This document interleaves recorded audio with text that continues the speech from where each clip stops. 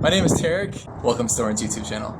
If I was constructing a signature flavor line for gamer subs using the OG commentator from Counter-Strike and now VALORANT, Vansilli, I'd probably initially deconstruct his name and go Vansilli. That could be sort of like silly, vanilla. He is known to be a little bit silly. Vanilla, look, he has that classic NA casting style. But you know what? He has got a little bit of spice he likes to mix in, right? Maybe a bit unexpected that comes in at the end. So maybe that could be like cinnamon flavor. So I would have his flavor be Silly Vansilli's Cinny Vanilla. Not bad, right? The only thing is, there isn't a flavour line like that for gamer subs. But they do have some delicious flavour lines, like Guacamole Gamer Fart 9000, which is really just strawberry and lime, which is one of my favourites. Blue Raz is a little bit tangy. And also, if you want something a bit more subdued, but a classic flavour, Dragon Fruit Punch, get 10% off with the code Thorin, Thorin, at gamersubs.gg. Now, Vansilli, who I just referenced, is a Canadian commentator who is very old school, both in commentating and in esports. Obviously, people in Valorant will know him as the co-host of the Valoranting podcast. He appeared on an episode of my Daring Minds podcast with GOUD, and he has casted VCT for a bunch of years now. But this is a guy where, as I say,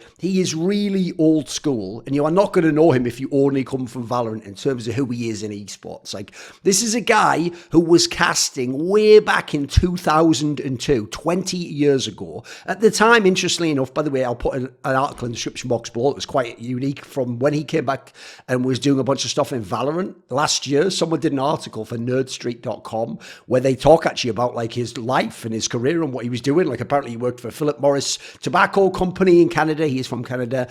They later worked with GOUD, that other company that he didn't leave until 2019. I think it was 2011 he was working in Philip Morris. Well, maybe he left into it, something like that. He was working around there. That was what he was doing, his full-time job. But on the side, he was doing commentary. And so the interesting detail was he apparently got into CS commentary from playing the game Urban Terror and being the leader of a team. And then a guy in his team was a TSN, like Team Sports Network or whatever, which was like an online casting thing for esports, where you did real shoutcasting with the Winamp plugin. You just did audio and they synced it up to the either live game, which wasn't literally a live game like it's a stream. There weren't streams back then. You'd have to go into a game client and watch through certain clients or watch a demo later. And he was working with a guy who was a caster called Whispers, apparently. And then basically he joined TSN initially to cast his home game Urban Terror, but then he moved over to a bunch of different games, because back then being a commentator meant just doing every game available, especially if you wanted to work and if you wanted to move up and you wanted to go to big events. So he did stuff like Quake and CPMA, which is a different version of Quake, Painkiller, Call of Duty, and eventually that obviously meant doing Counter-Strike. In fact, back then the top Quake commentators would also do some Counter-Strike as well. You couldn't be a specialist in one game. Even the DJ Wheats of the world, the Red Eyes, were doing all the games out there. Now his first LAN, believe it or not, according to him, was a major. It was CPL Summer 2003. It was the one famously won by SK Gaming with the enormous 60k for first place. Team 3D, who'd been the reigning world champions, finished third. He actually casted a very classic game between Team 3D and Four Kings, who at the time had Dark, if you remember, and Zenon. These were like elite Scandinavian players who'd won the CPL the year prior in SK. And this was the game where it went to some mega overtimes, and famously Bullseye won like a mad 1v3 with a Deagle to win the match and put Team 3D into the next match, and as a result they were able to get top 3. By the way, not to be confused with the other classic game on Mill, the same map, which was SK versus 3D 2 years later in, I think it was CPL Winter 2005, which actually, interestingly enough, I believe he also casted as well. Now, when he was casting back at the CPL, he was casting with people like Boomerman. I always thought it was a bit overrated. By the way, name hilariously aged now. These are a lot of people who just had the generic voice, like, I'm here with the game and we're going to be going live now at Team 3D. Can they do it? A lot of it was like, you know, bad movie trailer voice, just classic sports voice. Vansilli was in that realm because that was just the style everyone did. But even then, I thought actually his voice had kind of a unique quality to it, maybe the sort of tone he had. And he left TSN in around 2006 and joined up with Radio ITG, which is who we was working with, and then later Quad V, which is Red Eye's company, I believe, and Tosh. He casted basically all the big events you can think of. Not literally all the events, but the tournament organisers in games like Counter-Strike and Quake, things like the CPL, which were the majors, WSVG, which for a year or two was contending in terms of Counter-Strike and Quake with the CPL, World Cyber Games, he did some events, WE PUBG, which was the one that was obviously over in Korea and later at one point in China. Chord 5, which was an event that ran for a brief period of time, but unfortunately stopped paying people money. CGS, he did some of the regional qualifiers, which is when people went into Source and other games around 2007. 2008. He did some MLG stuff later in CSGO, for example. Now, when CSGO came around, not a lot of people, this is the thing a lot of people don't understand, not a lot of the big names who were casters in CS 1.6 transitioned over and became top CSGO casters because the game was small. It didn't look like it had a big future. It wasn't in tournaments like IEM. There weren't the massive events giving it attention. Instead, games like StarCraft and League of Legends were ruling the day. And actually, a lot of the old, really good casters had just done it for a few years. And long before, maybe when CGS came along, they either went for that or they just left. A lot of people just weren't around anymore. There wasn't that much money in it. So we had a fresh set of talent coming in CSGO. And interestingly, a few years into the game, Vansilli managed to get himself, at least in the NA ranks, into contention again. He was never really doing the biggest events in the majors. You haven't seen him on many events with me, but he was doing a bunch of work in North America. Like, he was doing the minors in 2016 for the majors. He was doing those smaller competitions like iBuy Power Masters LAN. He was doing CVO online. Because he had a relationship back in Canada with Northern Arena, he did a bunch of their events from 2015, 2016. Interestingly, in 2016, he was the guy at the event, I think it might have been the Montreal one, where when G2 played, and there was that famous incident where everyone had been going hard as fuck at Smiths, the formerly great support player who was now trying to like AWP and was a bit whack at it at this point in time. Everyone was going mad on him for being overrated and holding back shocks and scream. And there was like a day where people on Reddit had sort of said like, let's just all agree to let Smiths go for the weekend or whatever. And famously, Dust did that incident where you had the Kappa sign from the crowd, like he's a good player, Kappa, which is a very mild joke. But what happened was, cause Smiths had written this epic twit longer where he said, yo, les noobs, and said all this like quite like inflammatory and sort of reactionary stuff against fans who criticised him and tried to almost challenge them and say they're like shit and don't know anything.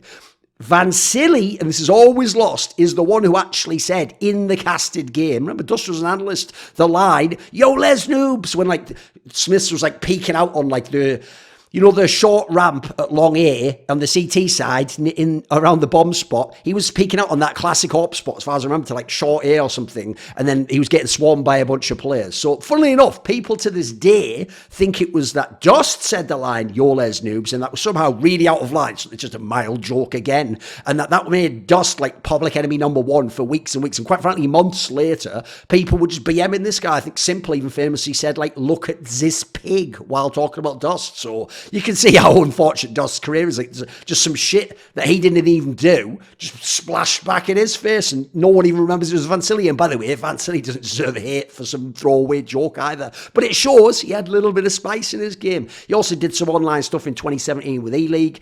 Then what happened was he wasn't getting that big in CSGO, and he did a bunch of work in Rainbow Six. Like he was working with Northern Arena again. He did DreamHack Montreal. A lot of this is national stuff. He did the Canadian Nationals in 2018 and 2019. Come to 2020, and he actually was able to basically pivot and get in early on the ground floor in VALORANT. Like, this is a guy who was doing tons of the online cups that first year when it was mainly the beta. He was doing First Strike and the first big competitions you remember. Then came 2021 with VCT. He was doing the VCT events. He even got invited to the Stage 2 Masters Reykjavik in Iceland, which was a big deal. Then after that, quite frankly, they didn't really use him. 2022, he was just doing it online. Now, what's mad is if you go and read the Nerdstreet article down below, this guy really is dedicated because he actually was separated from his wife, apparently for like 2 years or something, where there was like visa issues and restrictions on who could go where during that period in time, obviously. And so he was just off doing all this work and doing all these events. And then after marrying her, he just had to go away for years and not be in a position where he could get together. But by the way, it sounds really cool. Sounds like she really supported him.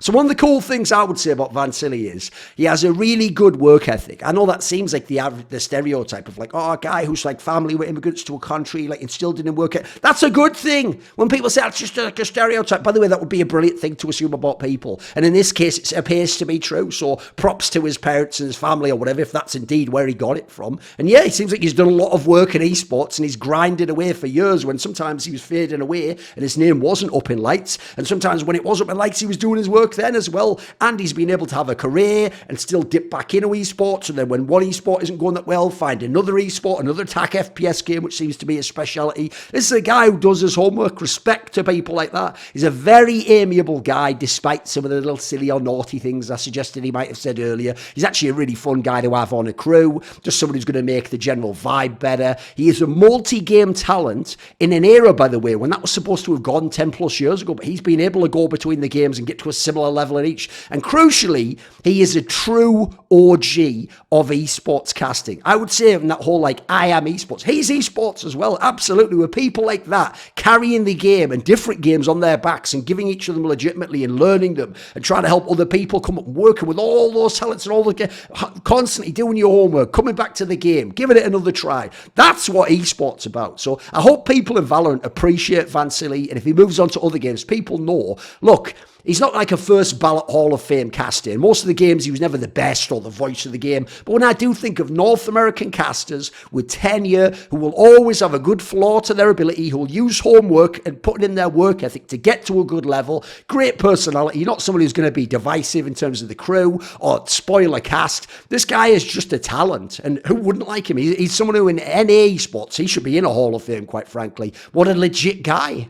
This video was kindly supported by Ahmed Hadjou, Hades GOUD, Matt Pugnatio Rajcula, Animosity, Butt Pounder 420, Jensen Goh, Kovacevicd, Tobias Bernasconi, Tosh, Thooorin, and as always, special thanks goes out to my main man, Jerky's Minion. Would you like to suggest a topic or a guest for my upcoming content? Maybe you want to ask a question in my monthly AMA. Would you like teasers to find out who the guests are for upcoming interviews and shows? Maybe you want to take part in one of those lengthy esports discussions with me that can go all over the place. Well, if so, put your money where your mouth is and join the Scrolluminati today, where in the description box below, there's a Patreon link.